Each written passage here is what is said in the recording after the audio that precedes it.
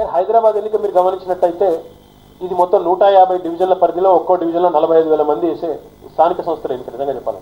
అయినప్పటికీ కూడా చెప్తా ఉన్నా, హైదరాబాద్ నగరంలో తప్పకుండా మేము గెలుస్తామని నేను చెప్తున్నాను. గెలవకపోతే హైదరాబాద్ మేయర్ పీఠం మీద గులాబీ జెండా ఎగరకపోతే నేను నా మంత్రి పదవికి రాజీనామా చేస్తాను.